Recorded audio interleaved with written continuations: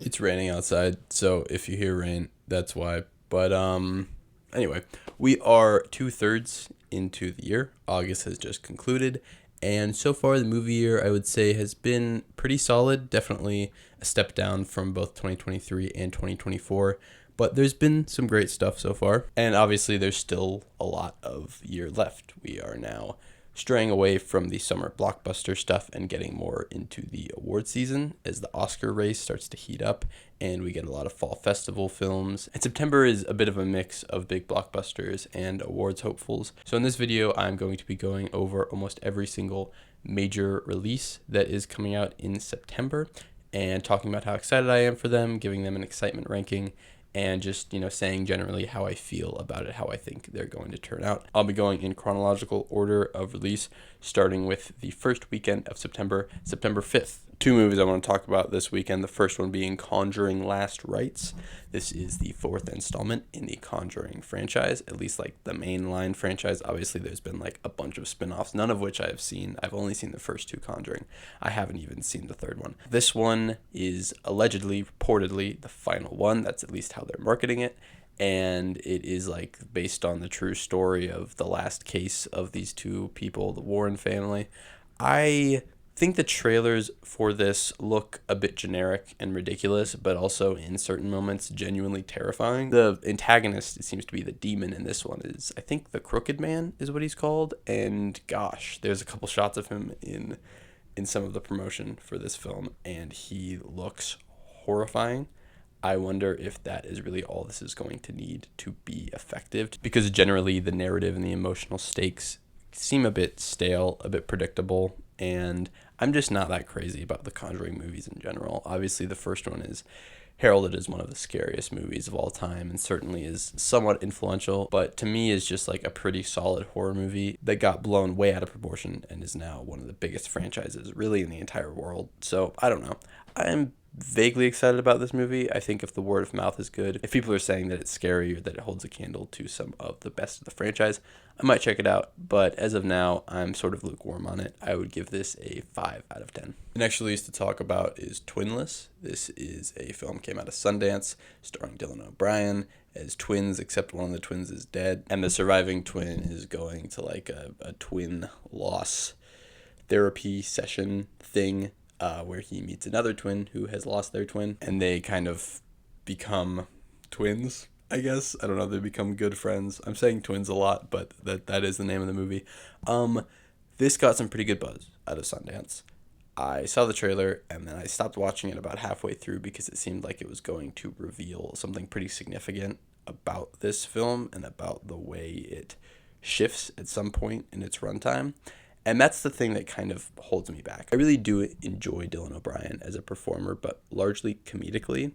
And this seems like it's going to have more of like a psychological thriller bend to it. I would love if it stayed the dramedy vibe that you sort of get from the first minute or so of the trailer, but I sincerely doubt that's what it's going to be. It just looks sort of okay, nothing super exciting, and of the Sundance releases that people have been talking about, this one to me is easily the least interesting, so I would give this like a 4 out of 10.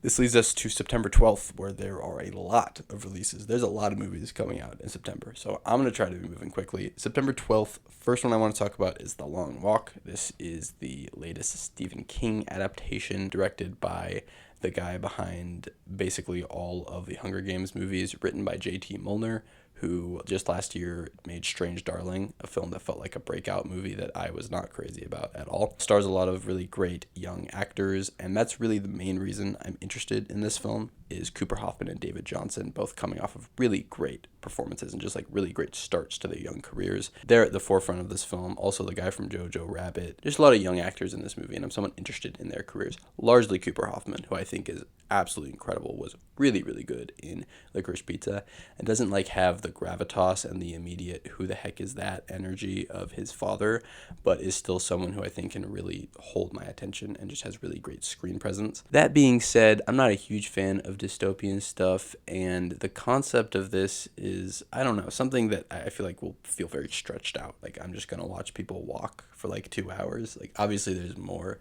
to this movie, but I don't know. It just doesn't seem like there's that much there enough to make a movie. It feels like it's going to be pretty thin. But I am probably going to be checking it out largely based on the strength of its cast and its two leads. So I would give this a 5.5 out of 10. The next one is going to be Downton Abbey, the grand finale, which I just wanted to talk about because I have been seeing trailers for this thing literally every time I go to the movies. Like the past 5 months when I've gone to the movies, this trailer is played. This seems to be a very big deal for a certain demographic that I am not a part of. And I don't know, I'm sure it'll be good for them, but like I've never seen a second of Downton Abbey, and I'm definitely not going to start now. This looks pretty uninteresting. I had no idea Paul Giamatti was in this show, but he is, and he's in this movie, so I guess that's cool. But even Paul Giamatti cannot get me excited for whatever this is, which just looks like really bland stuff. And it looks like a TV movie. It doesn't look cinematic at all, at least cinematic enough to warrant a full theatrical release. And yet, obviously, it's getting that because it has a very strong fan base that will go see a feature-length television episode. It's difficult to rate this because I'm sure it's going to appeal to its demographic. I'm sure that the people that like this show are going to like this movie. But at the same time, I could not care less. I actually don't even know why I put this on the list. I'm going to give this like a 0 out of 10. I will not be watching this. One movie I probably will be watching, though, is the other release from September 12th, The History of Sound. This premiered at Cannes. It stars Paul Mescal and Josh O'Connor, and they're like recording sound or something. They really like music. I don't know, but they're also like from the war. I'm not entirely sure. I saw this trailer and thought it looked pretty generic and flat in its direction, but at the same time, Paul Mescal and Josh O'Connor is really like all I need to see in a movie right now. I think that these are two of the best young actors doing it right now. I'm very excited to see what their careers are going to be, and I feel like this is a lot more in Mescal's wheelhouse than what he was doing last year in Gladiator 2, which I think is just an okay performance. This seems like his movie. Josh O'Connor is not a small role, but is probably a supporting role in this film. And so I love seeing both these guys. I think they're going to have really great chemistry together. I think they're going to work well on screen. And even if the direction doesn't look super exciting, I am pretty confident in the strength of these two leads, enough to say that this is like a 7 out of 10 on the excitement scale. The fourth and final release I'm going to be talking about for this weekend, and then we'll get into the equally stacked lineup for September 19th. This is Spinal Tap 2, which sees Rob Reiner returning with the original cast, and I don't know. The trailers have played a couple times before, like Naked Gun and other movies I've seen recently, and it seems like an interesting idea and like a legacy sequel that actually has some heart to it. Reiner and the rest of the cast seem to be using this film as a way to examine what being an artist this late into your career and this late into your life is like. And that's certainly an interesting idea and a cool way to deviate from the original while also like maintaining the same style and the same sort of humor. But I'm not necessarily sure I'm invested enough in Reiner as a filmmaker or in Spinal Tap as an idea to really be all that excited about this. On top of that, the trailers contain like 20% archival footage of the original, which in my opinion is never a good sign. And the actual new footage has some okay jokes, but also just looks like it's shot very blandly and doesn't look nearly as creative as the original. So I'm a little on the fence about this. I don't know exactly how I'll feel. Definitely not one I want to check out in theaters, but maybe one that if people say it's good, I'll see it, whenever it comes out on streaming or whatever. I would give this like a 4.5 out of 10. In September 19th, we have 4 more releases, all of which are pretty big and pretty exciting. The first one being A Big, Bold, Beautiful Journey. This is the latest from Kogonada, a filmmaker who I have never seen any of his films, but I've heard After Yang, his last movie, was really great. This sees him re-teaming up with Colin Farrell from that film, Margot Robbie in this movie as well. And they're like two people that go on a journey that's literally as vague as it's been mostly. There's like doors, they go into doors. I don't know, the trailer was very ambiguous and vague and strange. And what was so odd about this is that a second trailer came out last week, and I've never seen anyone do this. I've never seen any movie, any studio do this before. The second trailer is straight up the exact same as the first trailer, except that it has like maybe 10 more seconds of footage and like different music playing over it, which is such a weird decision to do. I don't know why they did this. The marketing has been bizarre for this film. I've heard that this was supposed to come out in April, like 7 months ago, but they thought it had some awards juice, and so they delayed it to September, where more awards season movies come out. And yet, all the promotion has seemed to be like hiding this thing, which is so strange because it has two very big movie stars. Like, Margot Robbie is honestly one of the biggest movie stars in the world.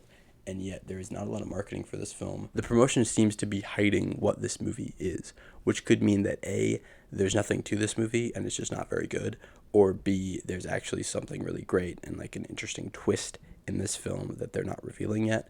I'm not sure which it is, but in my opinion, I'm confident enough in these two leads, and I've heard that Coconut is a great filmmaker, and the concept seems interesting enough that I'm willing to give this the benefit of the doubt and say this could be good. Definitely a movie that before I saw the trailers on paper, I was like, this might be the best movie of the year. And since then, I've grown a little bit confused by what's going on, but I'll give this a 7 out of 10 still. I think this is going to be pretty solid. Next up, we have Him, coming out September 19th. This is from writer-director Justin Tipping, although you probably wouldn't know that because all of the marketing from this film has been mainly focused on the producer, Jordan Peele, which I always think is very strange and maybe just a little bit disrespectful to the actual filmmaker, because obviously Jordan Peele did a lot for this movie. He is the producer, but at the same time, I don't know, like, it's Justin Tipping's movie, and a lot of people seem to believe that this is a Jordan Peele film simply because he's literally on every single poster, and Justin Tipping's name is nowhere to be found. But whatever, that's neither here nor there. Point is, this is a new horror movie, psychological thriller that seems like Whiplash, but set in the NFL. This young, highly coveted college prospect goes to some training facility of some like well-known and acclaimed quarterback that's like his idol, and he becomes his mentor, but then weird stuff happens. I don't know. I want to briefly mention this movie was originally going to be titled GOAT, which I think is like a brilliant double entendre. The idea of GOAT, greatest of all time, but also like a goat is obviously something that is sacrificed in a satanic ritual, and this movie seems to be a lot about sacrifice, what you're willing to sacrifice to be the greatest, and obviously also has some like devilish undercurrent in the trailers. So like GOAT is just such a great title for this movie. But they changed it to Him because I'm pretty sure there's going to be like an animated movie where GOAT plays basketball coming out next year. And they were like, well, we can't have the same title. So they changed it to Him, which is also kind of a cool double entendre, but is just not nearly as captivating as like, oh, that sounds awesome as GOAT. But I'm not going to take points off just because I think the title is not as good as the original title. The trailers look solid. The vibes look good, a lot of very creative visuals in these trailers, and I really love these sorts of movies about ambition and what would you do to be the greatest. I just think those are inherently very captivating movies and very much my thing. So I'm very excited for this movie. I think it's going to be one of the better horror movies of the year. I would give this a 7.5 out of 10. Next up, we have The Lost Bus, which is a new film from Paul Greengrass, starring Matthew McConaughey, based on a true story about some fires in California, and McConaughey is playing a bus driver who's like, I gotta go get these kids, and then he like drives into the fire to get these kids. McConaughey to me is such a strange figure in Hollywood because at least in name recognition, he seems to be one of the bigger actors of his age. But at the same time, like, when was the last time that McConaughey has been in a huge blockbuster where, like, his name is the predominant thing that is getting people to go see the film? I feel like it's been maybe a decade or two. I guess you could argue Interstellar, but, like, that's mainly seen as a Christopher Nolan movie that Matthew McConaughey is in. I do really like McConaughey. And this trailer looks pretty solid. A lot of great shots of like the devastation. Just feels like a very intense survival thriller that I think is going to be very harrowing, but also like very impressive in its scale and its filmmaking. I'm pretty excited about this. I would give this like a 6.5 out of 10. I briefly mentioned another September 19th release that is a limited release, Steve, starring Cillian Murphy, which is a movie that's going to be out on Netflix sometime in October, but is getting a small theatrical release, probably because Cillian Murphy might get some Oscar buzz off his performance. He's playing a teacher who one of his students like is doing something bad, and he's got to like figure it out. I don't know. Looks like a very good central performance from Cillian, and a movie that hinges entirely upon him being a great actor. And obviously, he's one of the best right now. So that is pretty exciting. I would probably give this like a 6.5 out of 10 because I don't know much about the filmmaker. But like at the same time, you give me an interesting premise and Cillian Murphy at the core of a film, and I'm just inherently sold on that. And the final September release that I want to talk about, coming out September 26th, the final weekend of this month, is One Battle After Another, the new Paul Thomas Anderson movie, which is a 10 out of 10. I am so excited. I cannot wait for this movie. Teaming up with Leonardo DiCaprio for the first time. I mean, one of the best actors, really, of all time, teaming up with one of the best filmmakers of all time. I don't know how you couldn't be excited about this movie. Also, a really, really solid supporting cast. Sean Penn, Tiana Taylor, Regina Hall, Benicio del Toro. A lot of people I really like, and a lot of people who are just great-ass actors. Also, Paul Thomas Anderson has been given an absurd budget for this movie. I don't remember the statistic, but it's like almost as much as the amount that all of his movies have made at the theater combined. Like, this is a budget that is so high that there is no way that they're going to make a profit off this thing. But I appreciate that they gave a great filmmaker just a ridiculous amount of money to do whatever he wants with it. And I'm sure PTA is going to do something great. The trailers look incredible. Like some of my favorite trailers in a very long time. Looks like it has a lot more action, a lot more scale than really any PTA film to date. And yeah, I am sold. I think this is going to be one of the best movies of the year. I want to kind of qualm my hype on this because I don't want to go in with like sky high expectations to the point where like anything other than the best film of all time I'll get disappointed by. But at the same time, like everything points to this movie being incredible. Also shot in VistaVision on IMAX. The only other film to be doing that is The Brutalist from last year, which is one of the most gorgeous looking movies of the entire decade. So it's going to look great. It's got a Johnny Greenwood score, which is awesome. Great cast, great filmmaker, interesting concept, great trailers. Put it all together and you've got probably my most anticipated movie for the rest of the year. So yeah, a lot of stuff in September that I am moderately interested in. And then this movie, which I like absolutely can't wait for. I'm going to be reviewing not all of these movies, obviously, but some of them. And I will also be doing a lot of PTA content this month. I will be doing some more in-depth reviews of some of his classic films. And at the end of the month, I will obviously review One Battle After Another. And then I will rank all of his movies, which is going to be a lot of fun. Look out for that. Subscribe if you want to see that. And that's about all I got. Bye-bye.